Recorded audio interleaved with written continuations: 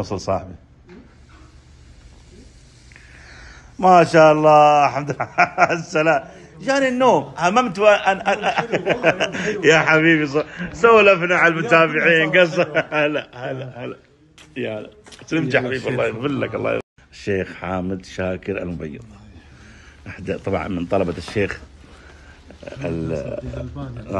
ناصر الدين الألباني رحمة الله عليه. هذا كتاب صفة صلاة النبي صلى الله عليه وسلم من التكبير إلى التسليم كأنك ترى صلى الله عليه وسلم.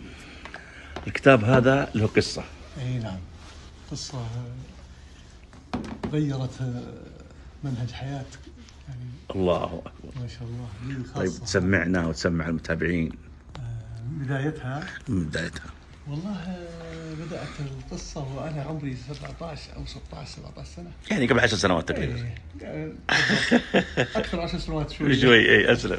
المهم عمرك إني كنت أنا خلاص قررت إني أصلي صلاة الرسول صلى الله عليه وسلم. إيش الدافع؟ إيش اللي خلاك وأنا في المسجد وأنا صغير لفت نظري إنه الناس حركاتها مختلفة في الصلاة، فقعدت أقول يا ناس يعني معقول إن الرسول صلى الله عليه وسلم ما له يعني مصدر يعني مكان يعني شيء مكتوب أو كذا. صفة صلاة النبي صلى الله عليه وسلم يعني الكلام ده تقريبا عام كم تقريبا؟ هذا الكلام ما نبغى نكبر. لا عام تقريبا يعني الحقبة. يعني تقدر تقول 1400 1400 أي ثلاث يعني تقريبا عام 83 بماية 83 84 بالضبط 1408 و1408 يعني عام 88 تقريبا 88 89.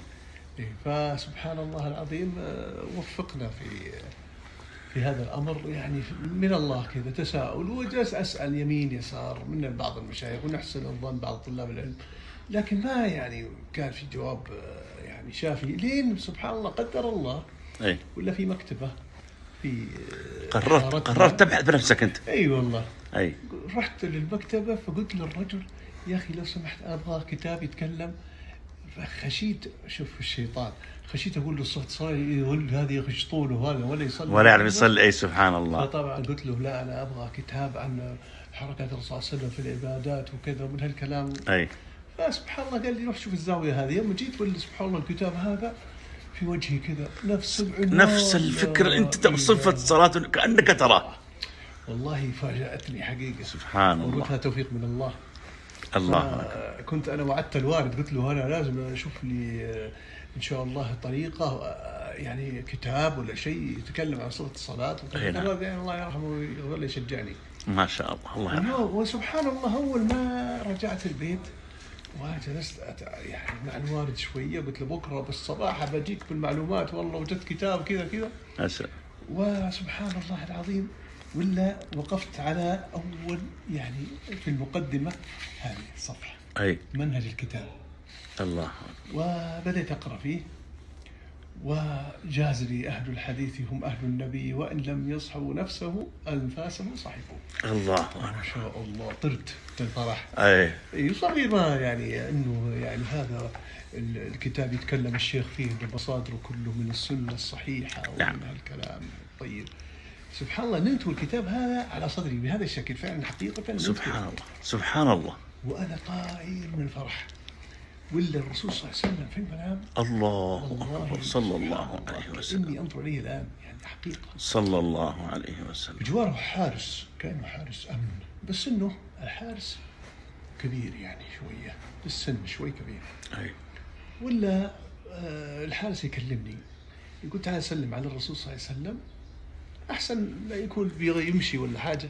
فقلت له طيب تسمح لي أنادي أبوي. فطبعا انطلقت أنادي الوالد. هذا في المنام. في المنام. فلما جيت للوالد يعني جالس في البيت ينتظر العشاء فقال لي نتعشى ونروح. قلت لا يا أبوي أنا والله ما أقدر أنا تسمح لي بروح كذا. قال خلاص روح ونلحقك إن شاء الله والله يبشرك بالخير. ويعني كأنه فرح بالخبر. نعم. وأنا ماشي طبعا ولا في الطريق سبحان الله العظيم كأني قاعد يعني أتكلم مع الناس اللي في اليمين واليسار أقول ترى يعني كأنه يعني تدعوهم إلى رؤية النبي. إلين وصلت للحارس قاعد ينتظر والناس تجابوا ولا من هو وكذا ناس كلهم في حاله. اسمع يقولون الله يبشرك بالخير ومبسوطين يعني لكن هم يعني ما هم مشغولين كلهم في حاله. كل واحد في حاله. فأنا سبحان الله العظيم كأنه جيت على دكة كذا عالية والحارس على بابها، فقال لي اتفضل اطلع هذا الرسول جوا. وجيت والرسول صلى الله عليه وسلم أمامي ما في بينه وبينه أحد، مسكته بيدي كذا قبلت يده، مسكت بيده صلى الله عليه وسلم ويعني قلت له يا رسول الله يعني ادعو لي الله، صوتك ترفع شوي، ادعو الله ان يعني يثبتني او لي وكذا وانا ماسكه. فكأنه نظر علي وانه يعرفني، يعني كأنه يعني ما هو مستنكر. اي يعني كانوا في المنام عليه الصلاه والسلام صلى الله عليه بدأ وسلم يدعو كذا، فانا فرحت جدا الله، وابغى اطلب شيء ثاني ما نعرف اطلب. فنظرت خلفي اشوف الوالد واشوف الناس ولا العالم طابور ما شاء الله بارك الله. قلت الحمد لله كنت اول واحد اي قد وصلت. وهذا كان اختصر القصة مع الكتاب. فتعرفت على الشيخ بعد هذه الرؤية. لا تقول لي انك انت اول ما اخذت الكتاب رحت للكاشير، رحت للمحاسب. نعم صحيح. وقال لك انه هذا، قال لي فكنت اظن انه هذا المؤلف قديم من ايام من السلف يعني ابن تيمية. فقال لي الكاشير وهو رجل فاضل اي يمني يعني فيه دين وخلق، قال لي يا أخي ما الله يحفظ الشيخ ناصر ما شاء الله هذا.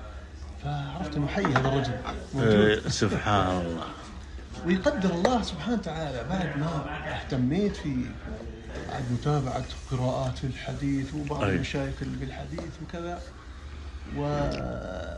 وتعرفت يعني على يعني سبحان الله العظيم يعني منهج هذا الطيب وتأصيل العبادات. وكان طبعا شيخي الله يحفظه ويطول عمره الشيخ عدنان عرعور، وهو كان من أقرب الناس للشيخ ما شاء الله. فأرسل لي للشيخ برسالة. أي لما فتح لي الباب الشيخ الألباني وإلا الرجل هناك حارس هناك سافرت له. أي رسالة كذا فيها بعض الأسئلة. وأنت يعني ما تعرف الشيخ الألباني، ما قد قابلت الحقيقة. ما شفت شكله. أول لقاء لك بالشيخ الألباني هذا. كان هذا أول لقاء. أيوة. وسبحان الله العظيم يعني يوم فتح الباب لك لما دقيت الباب رد علي بصوته القوي. فقلت السلام عليكم ورحمة الله وبركاته، فرد علي السلام. ثم قلت له أنا من طرف الشيخ عدنان. فقال أنت من طرف الشيخ عدنان؟ قلت أيوة. وقفل. ما أدري هل هو قفل يعني انصرف ولا قفل الانتركوم. فأنا انتظرت قليلا ولا فتح الباب. الله يرحمه. والمفاجأة ولا الحارس اللي كان مع النبي عليه الصلاة والسلام في المنام. الله أكبر. نفسه صورته اللي رأيت في المنام، وإذا بالشيخ ناصر الألباني هو نفسه سبحان الله. سبحان الله. لعلها بشارة للشيخ. وقبلت يده رحمه الله. وأخبرت بهذا الرؤية. أيوة. هنا طبعا صارت العلاقة. قلت يا رجل تقرب للشيخ بقول له الرؤية. أحسنت. كيف هذه الرؤية مبشرة. اي والله. عجيب. قال لي وهذه أخبرت بالرؤية. ايوه. قال لي على رؤية ثانية. قال لي أنت لست أول واحد قد بشرت بهذا الكتاب. في هذا الكتاب. ايوه. قال لي قبل 35 سنة. أنا عمري ذاك الوقت يعني 19 سنة. والكتاب هذا كان قديم يعني من أول ما ألف الشيخ. ايوه. فأنا فوجئت لقيت كتاب قديم. فقال لي قبل 35 سنة الطبعة الأولى بشرت بها قبلك ببشارة. قلت كيف؟ قال هذه واحد عجان، هو ذكر لي الرؤيا. عجان في دمشق يبيع العجين طبعا. بس الناس تاخذوا عجين ويروحون التنور ويخبزونه. نعم. فقال لي هذا العجان سبحان الله العظيم وجدني واقف في الطابور على باب التنور حقيقة مو منام. في الحقيقة.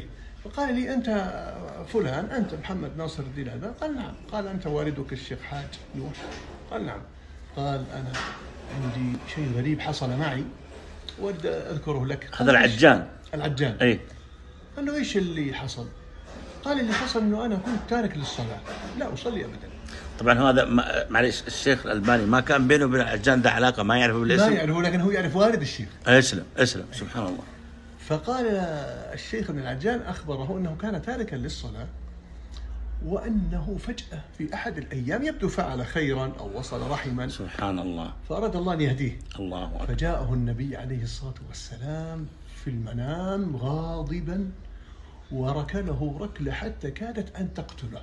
يا الله. وصرخ في وجهه قم صلي، وأشار بالسبابة كما يعني وصف لي الشيخ ناصر الله يرحمه. فقال قم صلي، فقال ما يعني من الخوف والهلع ما قمت. فركلني الثانية أيوة. وصرخ في وجهي قم صلي، يعني من الهلع ما قمت. الثالثة كادت أن تقتلني من قوتها، ونزل على وجهي ثم قال قم صلي، فقلت له لا أعرف أصلي يا رسول الله، ما أعرف أصلي، يعني كيف الصلاة؟ صدق يعني. أيوه. قال لا أعرف أصلي يا رسول الله. فقال له النبي صلى الله عليه وسلم، نزل له بالسبابة على وجهه وقال اقرأ كتاب صفة صلاة النبي من التكبير إلى التسليم كأنك تراها لمحمد ناصر الدين الألباني. يقول وسخ العنوان الطويل هذا في رأسي، هذا العجال، فهل هذا موجود يا شيخ؟ يسأل الشيخ. قال لي والله صدرت الطبعة الأولى الآن هذه الأيام، هذا قبل أنا ألتقيه ب 35 سنة. يا الله، وأنت التقيته تقريبا قبل يمكن 20 سنة أو 30 سنة. أنا التقيته طبعا زمان، التقيته يعني قبل 30 سنة، 20 أو 19 سنة، قبل 30 سنة تقريبا. إيه والله قديم. نعم. ولا عجيب أن الشيخ يبدو ما ذكر القصة هذه لأحد، فالحمد لله أني أنا ذكرتها، لأنه هو يعني الشهود عليها 2 أو 3 كانوا فقط معنا. سبحان الله سبحان الله. جزاك الله خير، جزاك الله خير. والشيخ كلمني عن الكتاب طبعا قبل يمكن شهرين أو حولها. نعم. وأنا بالضبط في قناة المجد، وأنا أبيت إني أشتري، قلت لا، قال لي أعطيك هدية، قلت خلاص، وأنا كنت أنتظر يجيني يعطيني إياه في مكة، لكن قدر الله. لكن خلاص أنا سأحجز إن شاء الله تجيني، وعد شوف المتابعين يشهدون لا انك تجيني ان شاء الله، وتعالوا هناك. مرحبا بك. مرحبا بك انت وياهم. جزاك الله خير على هذه القصة الرائعة. نصور الكتاب كذا، من أحب أن يشتريه، صفة صلاة النبي صلى الله عليه وسلم من التكبير إلى التسليم كأنك تراه. ترى فيه ميزة الكتاب أنا لازم أتكلم عنها. تفضل.